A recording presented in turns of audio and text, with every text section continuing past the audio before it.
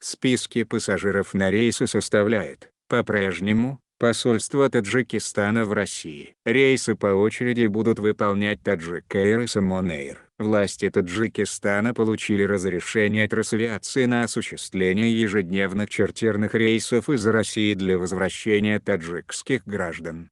Таджикистан получил разрешение Росавиации на осуществление дополнительных чартерных рейсов для возвращения наших граждан. До конца июля из Москвы в Душанбе каждый день по очереди будут летать самолеты таджикских авиакомпаний. Из других городов России будут дополнительные рейсы в следующем порядке: 2 из Новосибирска, 2 из Казани, 1 из Екатеринбурга, 1 из Уфы, 2 из Краснодара и 2 из Санкт-Петербурга, сообщил достоверный источник «Азия Плюс» в правительстве страны.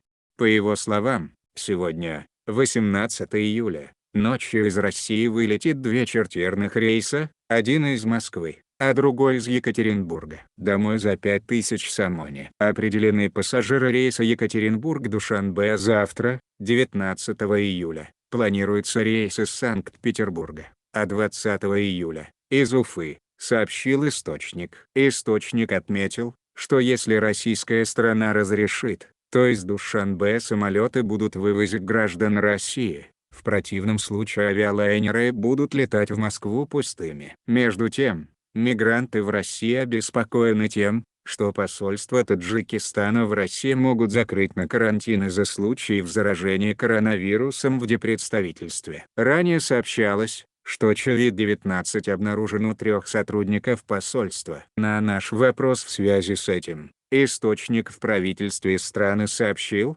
что ситуация в посольстве пока стабильна и сотрудники работают в штатном режиме. Сегодня все сотрудники еще раз сдавали тест на коронавирус. Пока зараженных не выявили, кроме тех 3 сотрудников. Посольство не закроет на карантин. Если его закроют, то сотрудники будут работать в режиме онлайн. Соответственно, регистрацию в списке пассажиров чартерных рейсов тоже будут составлять онлайн, сообщил он. Таджикистан начал вывозить своих граждан чартерными рейсами с 25 июня.